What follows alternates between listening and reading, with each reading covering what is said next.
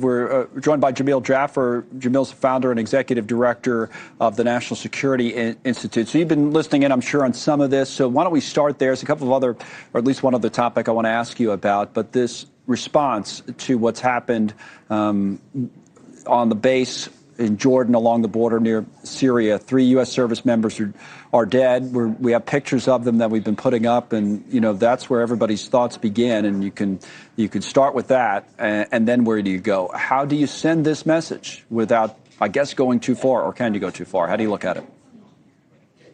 Well, Connell, I think General Enyart's right that the first and most important thing is to express our sympathy and our unity with the families of these deceased service members. It's horrible what's happened. But this was, entirely predictable, unfortunately. We've seen Iran conduct, these Iranian-backed militias conduct over 150, up to 170 attacks against U.S.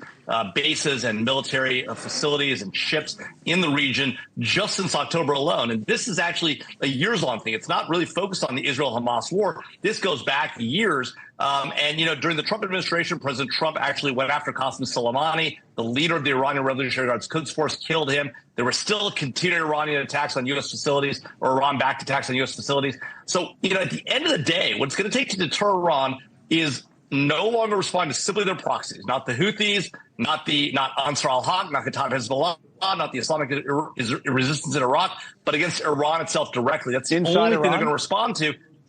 Inside Iran, if need be. At the end of the day, look, the Iranians know what they're doing. They're working through proxy groups in an effort to try and put the scent off of them, and they're denied they have any involvement. We know, the administration has made clear, we know it's Iran behind this. At the end of the day, if you don't hit Iran directly, these attacks will continue. They will worsen, and unfortunately, more American service members will lose their lives and be injured. That is not something not the president, not the Secretary of Defense, not anybody in our country wants. So I think, the Democrats certainly would, that doesn't seem to be the approach that they're taking. It's not the approach the president has taken. I talked to Congressman Seth Moulton, Massachusetts. Certainly didn't seem to be the approach he's taking. I know there are some Republicans who are calling for that today. I wouldn't even think that the Trump side of the Republican Party, if you would call it that, and that's the dominant wing, if you will, of the party, would necessarily want to go that far either. But that'd be a big step, wouldn't it? I mean, that would raise the stakes. That would raise the risks, Jamil, if you're attacking Iran inside of Iran.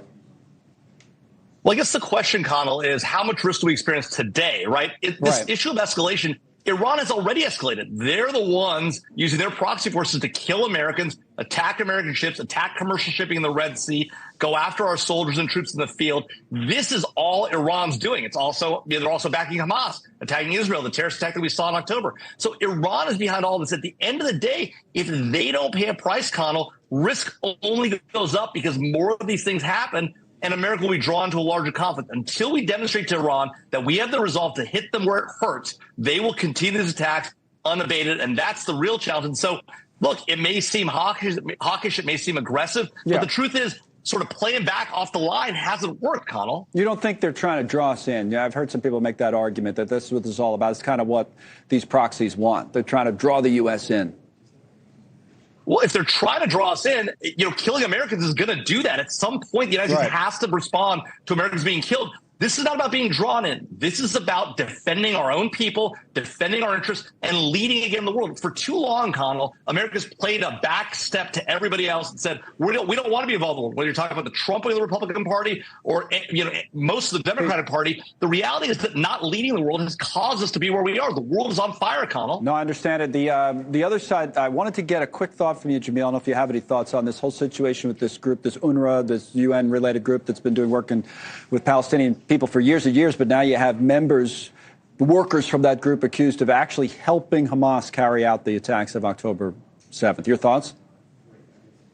Yeah, look, it's a real problem. Obviously, the work that needs to be done, helping the refugees, is obviously critically important. We need to continue that work. It's clear now that UNRWA is not the agency to do that. Their leadership allowed this to happen. They've now fired 8 people. A number of countries withdrawn their support. I think you have to remake that organization from the ground up, start with new leadership, and then look, solving the refugee problem is an important thing. That work has to be done. At the same time, you can't allow an organization that has failed in this miserable way and allowed members of the organization to participate in a massive terrorist attack to survive, unfortunately. All right, Jamil. It's always good to see you, and your perspective is always appreciated. We thank you for coming on. Thanks.